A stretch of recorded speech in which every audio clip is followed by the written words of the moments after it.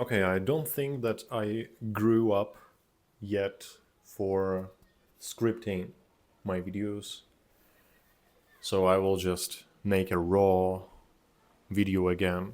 And this time it's gonna be about a book. It's gonna be my first ever review of the book, completely unprepared, so not sure who is gonna want to watch something like that, but this is gonna be it. And the book that we have here is Aldous Huxley, The Brave New World, that I have finished this week. A couple of days ago, I think. This is a very beautiful book, and you're not gonna hear any spoilers here. This is gonna be just my impression, and I will talk a little bit about the world described by Aldous, but not about important things that go on there. So I liked this book a lot, and it was a very easy read, regardless of the depth of the message that Mr. Huxley tried to spread. And he did a very good job. I don't think that this book hit me just as much as George Orwell's 1984, just because I think the main reason why it did not hit me that much is because the problem of consumption and comfort that's described in this book does not scream inside me as much as the problem of power does these days, these months, and these years, because of the war and everything that is going on in the world in 2025.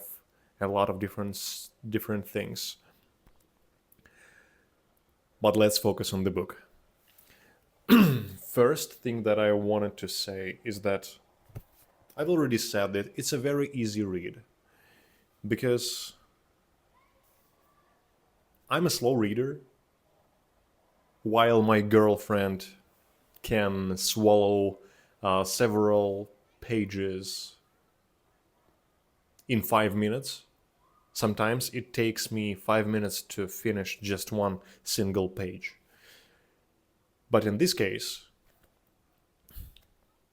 it was very fast going. One of the reasons why I was able to read this relatively short book in 3 days is because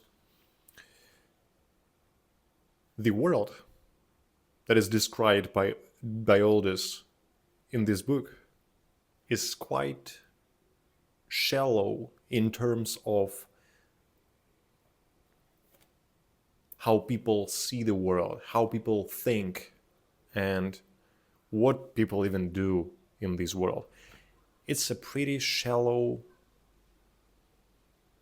architecture, both both no, actually it's not shallow outside, because technologies are pretty good and they're pretty modern, despite the fact that technology and inventions are suppressed a little bit in order to achieve some goals set by the power in this book. But the inner world of characters is quite shallow. People don't need to do much in order to be happy. People have a special drug called soma. I'm not sure if it's the same name in English, but in the Russian version that I've read, it's called soma. This is kind of the drug that I think you're not getting addicted to, and it just solves all the problems for you without any side effects that can come the next morning. For example, if you do alcohol or other drugs that exist in the real world. So this drug and other things that I don't want to really say here. I will just say that people put happiness, comfort, and stability on the top of the hierarchy of value in this book. This is how the world looks. So considering that, the way the book is written, a lot of easy words are used, a lot of short sentences are used, because probably this is just how people think in this kind of world. They don't make things complicated. They just, exist from one day to another, go to jobs, do their 7.5 hours per day. And even though it was possible to decrease the amount of working hours, power decided not to do it, because decreasing amount of hours in the working day causes people to use more drugs, and people don't become happier even though they work less. And this is a very, very good and actual and relevant idea in this book that I agree with. People need to work. People need to feel valuable. People need to have their place in life. And the idea of having the place in life is expressed in this book in a way that there are certain types of people. In Russian, they are called kasta. It's like a division that used to be in India. Certain classes of people, let's say certain classes. There are alpha pluses, there are deltas, etc. People are divided that way, and their brain even works differently. They are built differently, and they are programmed differently. Because when people sleep in this book, they get information from speakers, and this technology builds certain things in their subconsciousness, I would say. And I still don't think these are spoilers. This is just how the world is built there. If you're gonna read this book, it will still be interesting, because the way Aldous describes it, using so many beautiful oxymorons, this is just amazing. This is the first thing I've noticed in this book, the use of oxymorons. And this is just amazing. A very beautiful sentence, let's say, where you see flowers and light, words like flowers, like light, these all beautiful things, but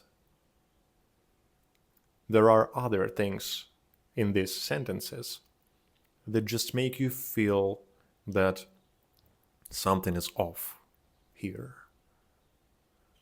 Something's just off. This is a great job by Aldous.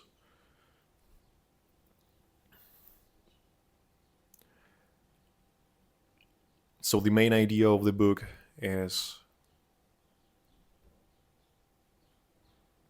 what if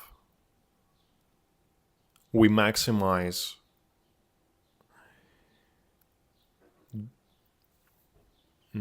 what if we focus on getting pleasure and be happy and be stable?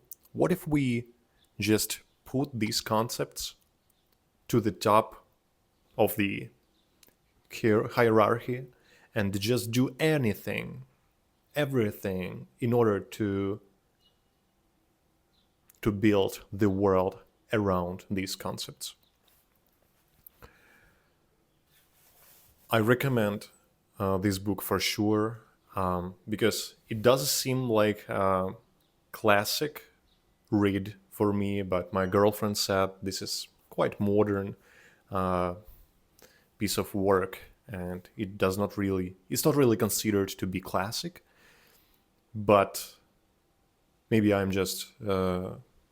maybe I'm wrong, or maybe my girlfriend is wrong. I haven't checked that, but how beautifully it's written and how eternal ideas that are written here, I think it just makes this book classy. Let me just quickly look through the pages here. Maybe I'm missing something important that I want to add, but I already think that this video is quite long. But just a second.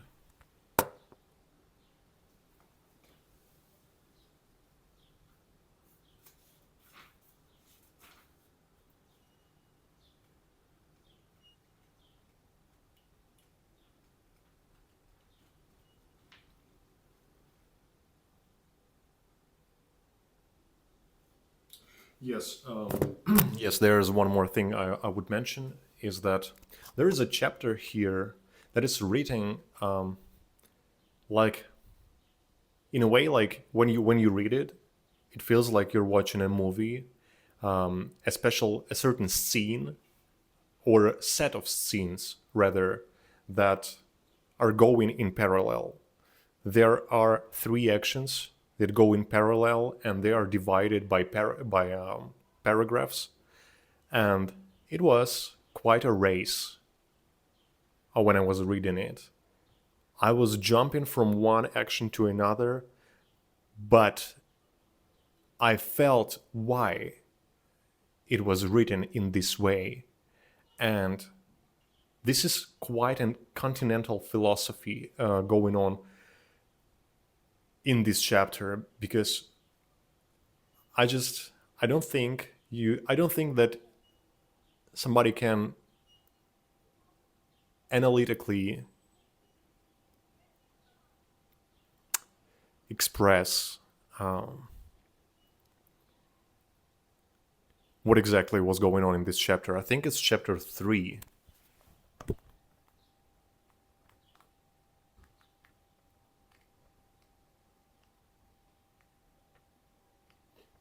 Yes, it's chapter 3.